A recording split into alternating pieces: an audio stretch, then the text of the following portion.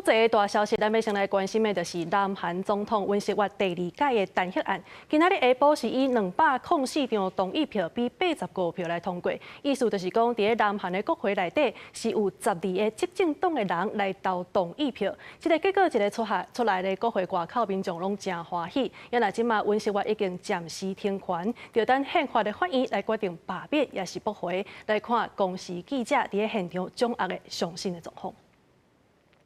好的，各位观众晚安。南韩123戒严事件发生至今已经满11天，继上周执政党国民力量以集体缺席的方式让国会弹劾表决流会后，1周以来民意的愤怒持续上升。在刚才举行的第2次弹劾表决中，国会终于以204票赞成与85票反对通过对尹锡悦总统的弹劾。这个数字显示，有12名国民力量的议员在本次弹劾中投下赞成票。而弹劾结果一出炉，聚集在首尔国会议事堂前参与集会的民众都欢欣鼓舞。 我们也立刻访问到现场民众的心声与感想，我们来听听他们的说法。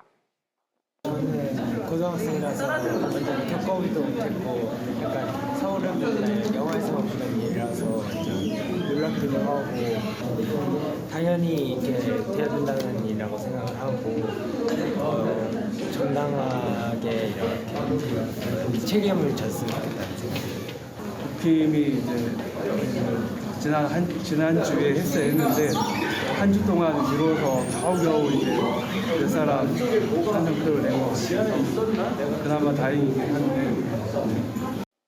好，在民众感到兴奋的同时，刚才南韩国会议长宇元直已经在弹劾议决书上面签字，待会送到 这个龙山总统府后，就会正式宣告尹总统终止总统的职务，并交由国务总理韩德洙来代理。韩总理在刚才也表示，对总统遭到弹劾感到心情沉重，但是会尽力的让国政安定营运。而在得知弹劾后，尹总统本人刚才也发表了对国民谈话，我们来看看他如何回应。 저는 결코 포기하지 않겠습니다. 저를 향한 질책,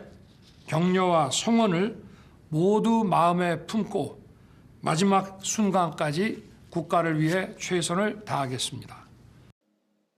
好，其实尹总统至今仍然坚持上周发布的戒严是合理与正当的，目的是要这个在野阵营对政府人士的任命与杯葛，还有这个预算删减，对这些行为做出反制与警告。但是不仅特种部队出动至国会，目前警方和军方都有复述证词显示，尹总统发布戒严后要求逮捕朝野的政治人物与法界人士，已经引发舆论哗然。而且到今天为止，军警界已经有5人参与戒严的人士被逮捕或 收押，至今这个被终止权限的尹总统，在往后也得接受这个调查哦。警方在昨天也表示，正在考虑对尹总统发布逮捕令。而国会今天成功弹劾之后，接下来要进入第2关，由宪法裁判所展开审理。依据规定，宪法裁判所9名法官至少要有7人以上参加表决，6人以上赞成，才能够正式的把尹总统罢免掉。 但目前宪法裁判所有3名法官任期届满而出现空缺，所以接下来南韩朝野必须要协商与提名出新的人选，交由代理总统职权的韩总理来任命，才能够